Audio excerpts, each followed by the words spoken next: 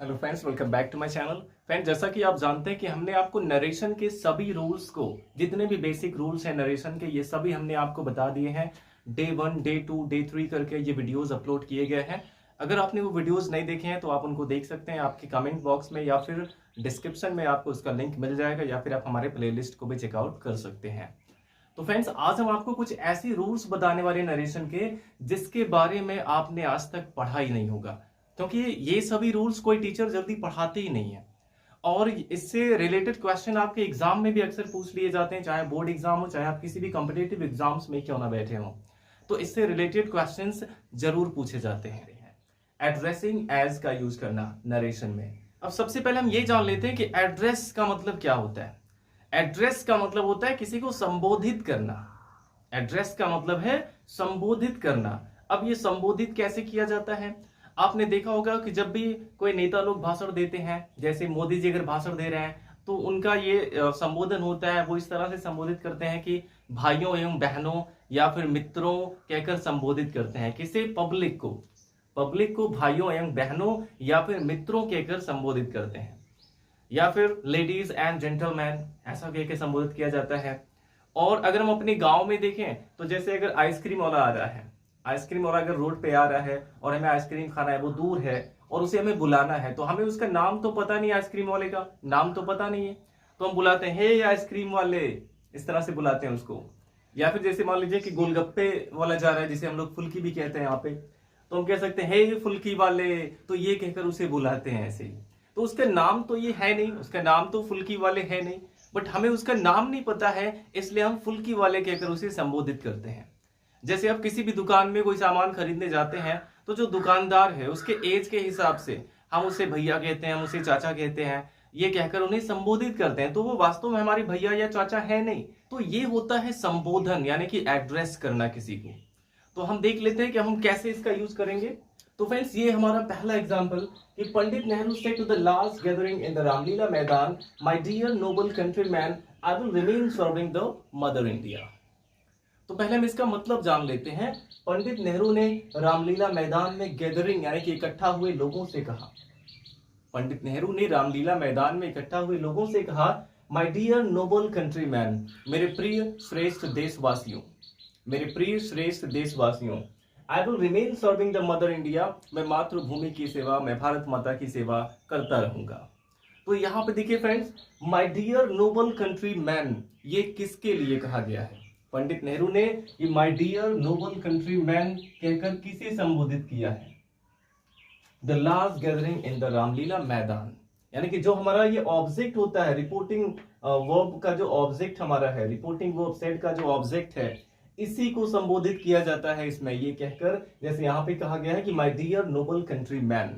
तो इस तरह से फ्रेंड, जब भी आपको ऐसे कोई क्वेश्चन दिखाई दे जिसमें जो हमारा रिपोर्टिंग वर्ब सेड है, इसके बाद जो ऑब्जेक्ट आया हुआ है, या फिर कभी कभी ऑब्जेक्ट नहीं भी होता है लेकिन संबोधित हम उसी को करते हैं जिससे बात किया जा रहा है, तो रिपोर्टिंग वर्ब का जो ऑब्जेक्ट है उसे जब कुछ कहकर संबोधित किया जाता है, तो आपको समझ जाना है कि इसमें आपको एड्रेसिंग एज का यूज करना है। तो यहाँ पे the last gathering in the Ramlila मैदान, रामलीला मैदान में इकट्ठा हुए लोगों को माय डियर नोबल कंट्रीमैन कहकर संबोधित किया है पंडित नेहरू ने। अब हम इसके रूल्स जान लेते हैं, कैसे इसे हम इनडायरेक्ट में चेंज करेंगे। सबसे पहले आपको एड्रेसिंग का यूज करना होगा। जब भी ऐसे सेंटेंसेस को आप इनडायरेक्ट में चेंज करेंगे तो सबसे पहले आप एड्रेसिंग का यूज कर देंगे। तो देखिए, सबसे पहले यहाँ पे एड्रेसिंग आ गया। अब एड्रेसिंग के बाद ये आपको लिखना है कि किसे संबोधित किया गया। एड्रेसिंग के बाद जिसे संबोधित किया गया वो लिखना है, यानी कि एड्रेसिंग के बाद ये ऑब्जेक्ट आना चाहिए, रिपोर्टिंग वर्ब के बाद जो ऑब्जेक्ट है। और अगर ऑब्जेक्ट नहीं होता है, मान लीजिए ऑब्जेक्ट है ही नहीं, तब भी वहां पे आपको एक ऑब्जेक्ट लिखना पड़ेगा अपनी तरफ से। अभी आपको नेक्स्ट एग्जांपल में इसको बताएंगे। तो यहाँ पे ऑब्जेक्ट दिया गया है, तो addressing the large gathering, addressing the large gathering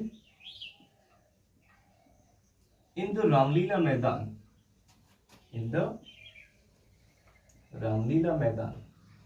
तो ये हो गया हमारा ऑब्जेक्ट। सबसे पहले हमने यहाँ पे एड्रेसिंग का यूज कर दिया, और इसके बाद जिसे एड्रेस किया गया वो लिखा गया, addressing the last gathering in the Ramlila मैदान। अब इसके बाद आपको एज का यूज इसमें करना होगा। एड्रेसिंग के साथ साथ आपको एज का भी यूज करना होगा, लेकिन एड्रेसिंग और एज के बीच में वो ऑब्जेक्ट आना चाहिए जिसे संबोधित किया गया है। तो addressing the last gathering in the Ramlila मैदान एज, अब क्या कहकर संबोधित किया गया ये चीज आपको लिखना है। और इसमें अगर कोई प्रोनाउन है तो आपको प्रोनाउन भी चेंज करना होगा, क्योंकि इन्वर्टेड कॉमा के अंदर है। तो माय डियर नोबल कंट्रीमैन, इसमें माय एक प्रोनाउन है, फर्स्ट पर्सन का, चेंज करेंगे पंडित नेहरू के अकॉर्डिंग, और पंडित नेहरू के लिए प्रोनाउन ही आएगा। और माय यहाँ पे पॉजिटिव केस है तो ही का पॉजिटिव केस हिज हो जाएगा, हिज डियर नोबल कंट्रीमैन। देखिए इस तरह से आपको स्टार्टिंग करना होगा इनडायरेक्ट स्पीच का।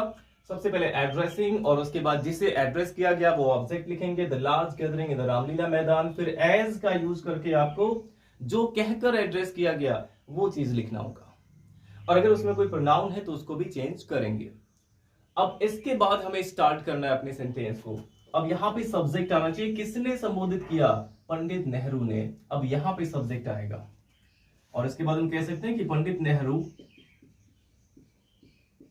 अब सेड यहां पे है, और इसके आगे का जो सेंटेंस हमारा यानी कि रिपोर्टेड स्पीच जो हमारा है उसको हम देखेंगे वो किस टाइप का है। तो यहां पे देखिए आई will remain serving the mother India, ये स्टार्ट किससे है, आई से स्टार्ट है, जो कि हमारा सब्जेक्ट है।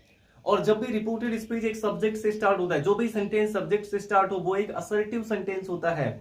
और अगर असर्टिव सेंटेंस है तो रिपोर्टिंग वर्ब सेड को या तो हम सेड लिख सकते हैं या फिर सेड टू को टोल्ड में चेंज करते हैं। अब टोल्ड का यूज हम कब करते हैं, जब उसके बाद हमें ऑब्जेक्ट लिखना होता है।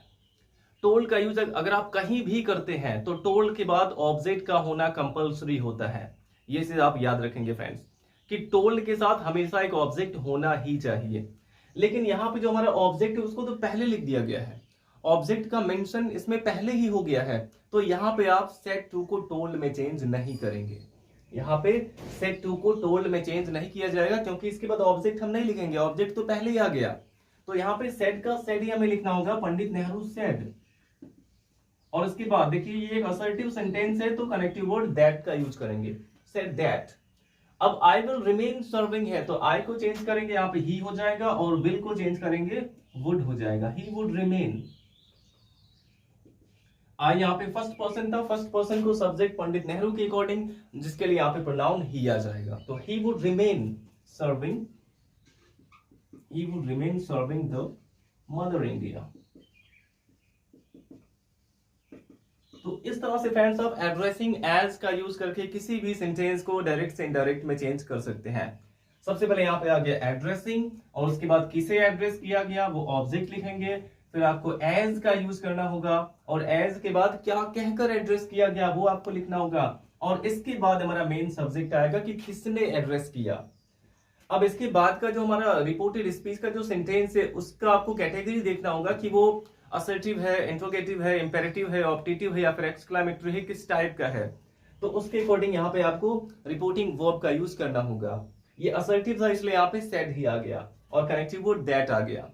अब आपको जैसा रूल बताया गया है, जैसे फ्यूचर इंडेफिनिट का है आई will remain serving the mother India, future indefinite का एक अफर्मेटिव सेंटेंस है, तो फ्यूचर इंडेफिनिट के अफर्मेटिव के बेसिक रूल के अकॉर्डिंग यहाँ पे इसको चेंज कर दिया गया है।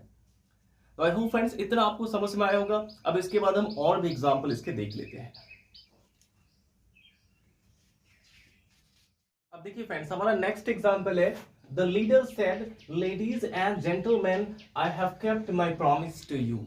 यानी कि नेता ने कहा कि ladies and gentleman I have kept my promise to you, मैंने आपसे किया हुआ वादा पूरा कर दिया है, निभा दिया है। ये बात नेता ने कहा है। और जब एक लीडर कोई बात कह रहा है तो वो किससे कहेगा, इसमें देखिए कोई ऑब्जेक्ट नहीं आया हुआ है, सेड के बाद कोई ऑब्जेक्ट नहीं है कि किससे कहा लीडर ने, लेकिन फिर भी अब देखिए इसमें जो ऑडियंस है जो उनकी बात को सुन रही है उनको लेडीज एंड जेंटलमैन कहकर इसमें एड्रेस किया गया है। तो जब इसमें एड्रेस किया गया है तो इसमें आपको एक रिपोर्टिंग ऑब्जेक्ट लिखना ही पड़ेगा। तो सबसे पहले आप क्या करेंगे, यहाँ पे एड्रेसिंग का यूज कर देंगे, क्योंकि इसमें एड्रेस किया गया है, सबसे पहले एड्रेसिंग का यूज करेंगे।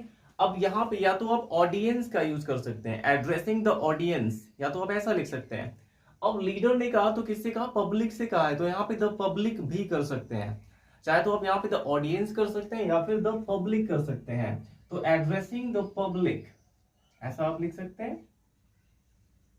तो यहाँ पे हो गया एड्रेसिंग द पब्लिक, यानी कि पब्लिक को एड्रेस करते हुए, पब्लिक को एड्रेस करते हुए। अब क्या कहकर, लेडीज एंड जेंटलमैन, यहाँ पे आपको एज का यूज करना होगा। सबसे पहले एड्रेसिंग और उसके बाद किसे एड्रेस किया गया, फिर एज का यूज करके फिर क्या कहकर एड्रेस किया गया, एज लेडीज एंड जेंटलमैन।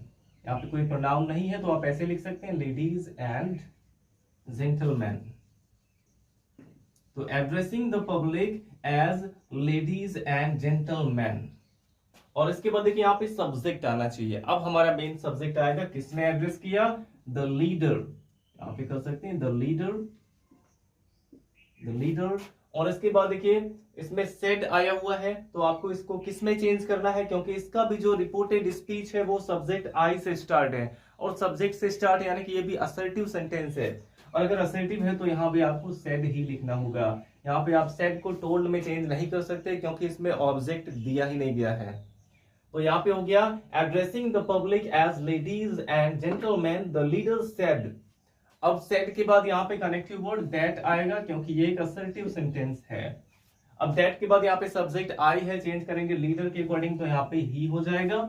और हैव यहाँ पे आया है, प्रेजेंट परफेक्ट टेंस का है, तो पास्ट परफेक्ट में चेंज करेंगे, तो हैव का क्या हो जाएगा, हैड हो जाएगा। ही had kept, he had kept. My promise है, माय को चेंज करेंगे सब्जेक्ट के अकॉर्डिंग, तो यहाँ पे हिज हो जाएगा, हिज प्रॉमिस। अब यहाँ पे टू यू आया हुआ है, यू को भी आपको चेंज करना होगा, और यू को चेंज करेंगे पब्लिक के अकॉर्डिंग, पब्लिक प्लूरल है, तो यहाँ पे यू ऑब्जेक्टिव केस है, क्योंकि टू यहाँ पे एक प्रेपोजिशन है, प्रेपोजिशन के बाद हमेशा ऑब्जेक्टिव केस ही आता है, तो यहाँ पे टू देम हो जाएगा। क्योंकि प्लूरल है तो इसके जगह पे third person plural pronoun use करेंगे, देम यहाँ पे यूज हो जाएगा। तो हमारा इनडायरेक्ट में ये चेंज हो गया सेंटेंस कि addressing the public as ladies and gentleman, the leader said that he had kept his promise to them. तो इस तरह से फ्रेंड्स आप एड्रेसिंग एज का यूज कर सकते हैं। आई होप आपको अब समझ में आ गया होगा पूरी तरह से। अब इसके बाद फ्रेंड्स हम आपको मिक्स्ड सेंटेंसेस बताने वाले हैं, जिसको मिसलेनियस सेंटेंसेस भी कह सकते हैं, जिसमें आपको एक ही एग्जाम्पल में, एक ही क्वेश्चन में आपको अलग अलग टाइप के सेंटेंसेस मिलते हैं। उसमें कोई इंट्रोगेटिव हो गया, कोई इंपेरेटिव हो गया, कोई एक्सक्लेमेटरी हो गया, तो अलग अलग कैटेगरी के सेंटेंस जब एक ही एग्जाम्पल में आपको मिल जाए, एक ही क्वेश्चन में मिल जाए, तो उसको आप इनडायरेक्ट में कैसे चेंज करेंगे, और ये आपके लिए बहुत ही इंपॉर्टेंट है समझना। अगर आप हमारे चैनल पे पहली बार आ रहे हैं तो आप हमारे चैनल को सब्सक्राइब जरूर करें, और अपने सभी फ्रेंड्स के साथ शेयर भी जरूर करें।